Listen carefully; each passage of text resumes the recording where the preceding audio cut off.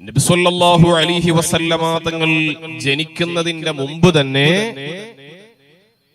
ആ ഹബീബായ നബി സല്ലല്ലാഹു അലൈഹി വസല്ലമ തങ്ങളുടെ മഹത്വങ്ങൾ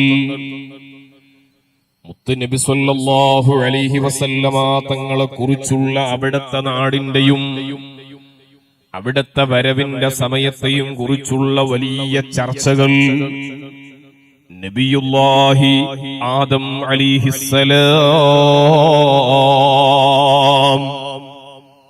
ആദം നബി അലൈഹിസ്സലാമിന്റെ കാലം മുതൽ ഈ ലോകത്തെ നബി തങ്ങളെ കുറിച്ചുള്ള ചർച്ച നടക്കുന്നുണ്ട്. നമ്മുടെ കേരളവുമായി ബന്ധപ്പെട്ട ഒരുപാട് പ്രവാചകന്മാരുടെ പേര് ചരിത്രത്തിലുണ്ട്. മഹാനായ നബിയുല്ലാഹി സുലൈമാൻ അലൈഹിസ്സലാം, സുലൈമാൻ നബി അലൈഹിസ്സലാം ചരിത്രം മഹാനവറുകളെ വിളിക്കുന്നത് സോളമൻ ചക്രവർത്തി എന്നാണ്. ലോകം അടക്കി ഭരിച്ച ഭരണാധികാരിയായ പ്രവാചകനാണ് സുലൈമാൻ നബി അലൈഹിസ്സലാം. അല്ലാഹു സുബ്ഹാനഹു തആല സുലൈമാൻ നബി അലൈഹിസ്സലാമിനോട് ചോദിച്ചു, നിങ്ങൾക്ക് ഇൽമു വേണോ, സമ്പത്ത് വേണോ, അധികാരമാണോ വേണ്ടത്? 3 ഓപ്ഷനാണ് നൽകിയത്. ഏതെങ്കിലും ഒന്ന് നിങ്ങൾക്ക് തെരഞ്ഞെടുക്കാമെന്ന് പറഞ്ഞപ്പോ സുലൈമാൻ നബി അലൈഹിസ്സലാം ഇൽമിനെ തെരഞ്ഞെടുത്തു. ഇൽമിനെ തെരഞ്ഞെടുത്തതിന്റെ പേരിൽ സുലൈമാൻ നബി അലൈഹിസ്സലാമിന് അല്ലാഹു തആല സമ്പത്തും അധികാരവും നൽകിയിട്ട് ആദരിച്ചു. ഇൽമിന് എപ്പോഴും അങ്ങനെയാണ്. നല്ല ഇൽമുള്ള മനുഷ്യനാണോ അവൻ ദുനിയാവിലും ആഖിറത്തിലും വലിയ സ്ഥാനത്തായിരിക്കും. അതുകൊണ്ട് സാന്ദർഭികമായിട്ട് ഓർമ്മപ്പെടുത്തുന്നു, എന്റെ പ്രിയപ്പെട്ട ഉമ്മമാരെ, നമ്മുടെ വീട്ടിലെ മക്കളൊക്കെ അറിവുള്ളവരായിട്ട് വളരണോ? എന്തെങ്കിലും ജീവിതം നയിച്ചാൽ പോരാ, ഏത് മേഖലയിലും ആഴമുള്ള അറിവ് സമ്പാദിക്കാൻ കഴിയണോ? സുലൈമാൻ നബി അലൈഹിസ്സലാം ഇൽമു തെരഞ്ഞെടുത്തതിന്റെ പേരിൽ വലിയ അധികാരം കൊടുത്തു. ലോകത്തുള്ള എല്ലാ വസ്തുക്കളെയും സുലൈമാൻ നബിക്ക് അല്ലാഹു തആല വഴിപ്പെടുത്തി കൊടുത്തു.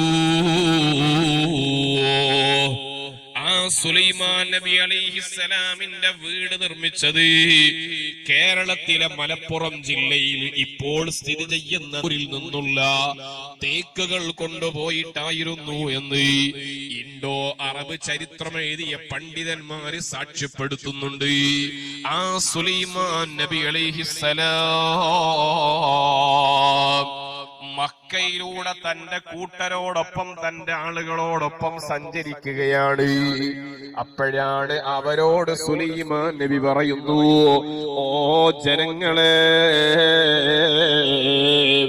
ഈ ഭൂമിയിലൂടെ ശബ്ദമുണ്ടാക്കിയിട്ട് നടന്നു പോവരുത്. ഈ ഭൂമി സാധാരണ ഭൂമിയല്ല. ഇത് ഇസ്മായിൽ പരമ്പരയിൽ വരാനുള്ള ഒരു പ്രവാചകന്റെ ജന്മസ്ഥലമാണ്. അതുകൊണ്ട് ഈ ഭൂമിയിലൂടെ നടക്കുമ്പോ നിങ്ങൾ നല്ല അച്ചടക്കത്തോടെ നടക്കണമെന്ന് സുലൈമാൻ നബി അലൈഹിസ്സലാം തന്റെ അനുയായികളെ പഠിപ്പിച്ചു കൊടുക്കുക.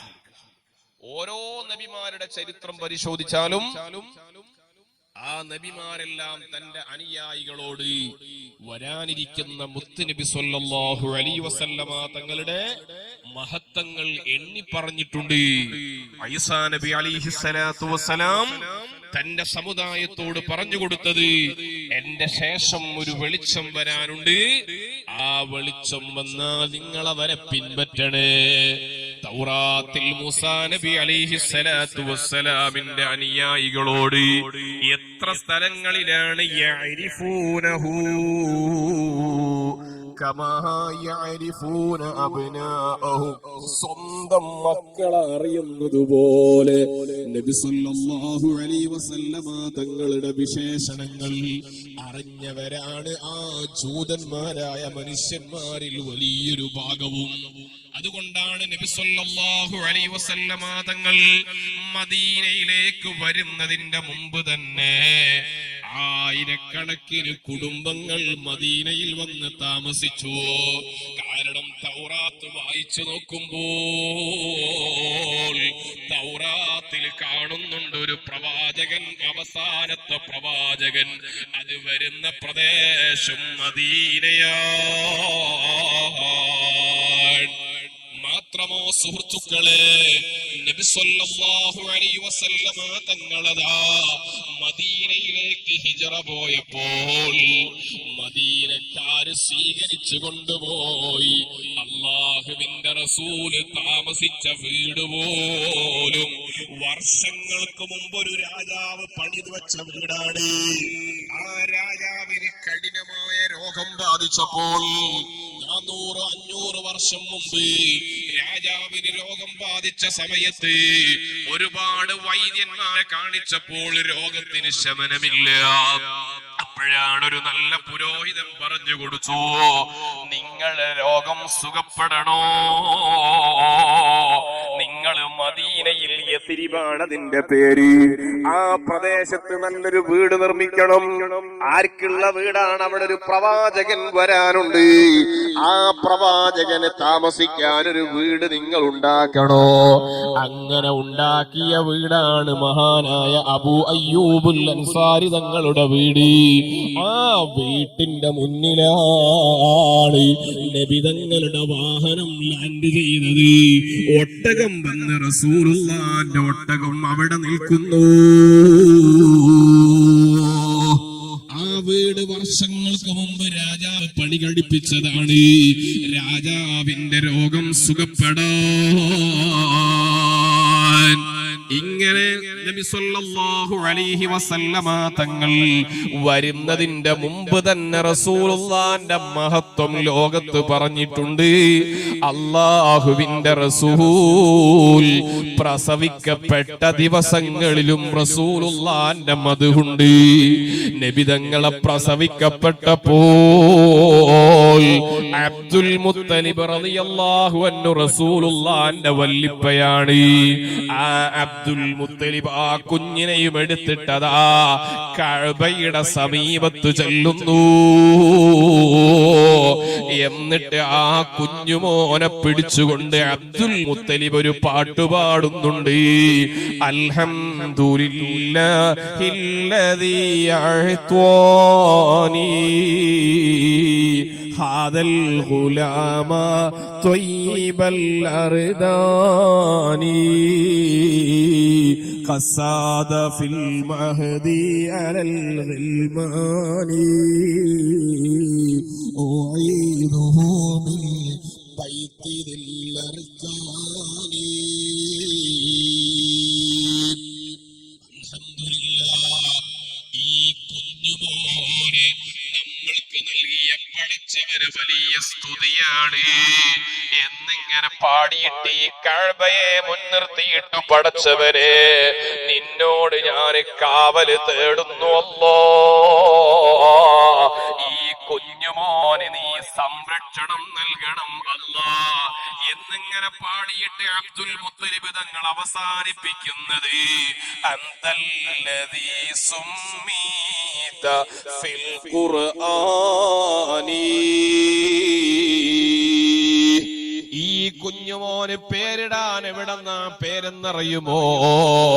ഈ കാലത്ത് കഴിഞ്ഞുപോയ ഗ്രന്ഥങ്ങളില്ല, തൗറാത്തിലും ഇഞ്ചീലിലും ഈ കുഞ്ഞുമോന്റെ പേര് പറഞ്ഞിട്ടുണ്ട്. അത് മുഹമ്മദ് എന്ന്.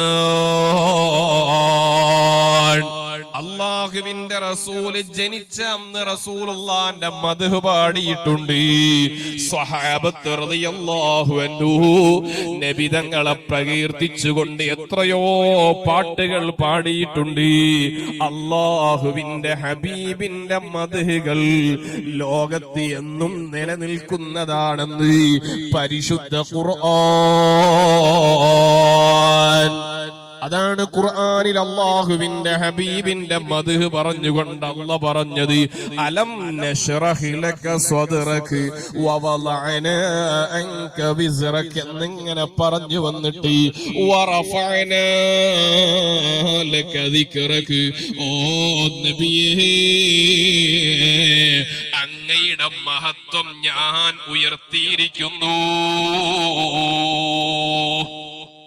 സല്ലല്ലാഹു അലൈഹി വസല്ലമ തങ്ങളുടെ മദ്ഹ് അല്ലാഹു ലോകത്ത് ഉയർത്തിയതാണ്. അതുകൊണ്ട് നോക്കൂ നിങ്ങൾ, ലോകത്ത് അല്ലാഹുവിന്റെ റസൂലിനെ വാഴ്ത്തുന്നത് പോലെ വാഴ്ത്തപ്പെടുന്ന ഒരു വ്യക്തിയില്ല എന്നത് എല്ലാവർക്കും അറിയുന്ന കാര്യമാണ്. 24 മണിക്കൂറും പറയപ്പെടുന്ന പേര് ലോകത്ത് ആരുടേതുണ്ട്? മുഹമ്മദുർ റസൂലുള്ളാഹി സ്വല്ലല്ലാഹു അലൈഹി വസല്ലമ തങ്ങൾ മാത്രമാണ്.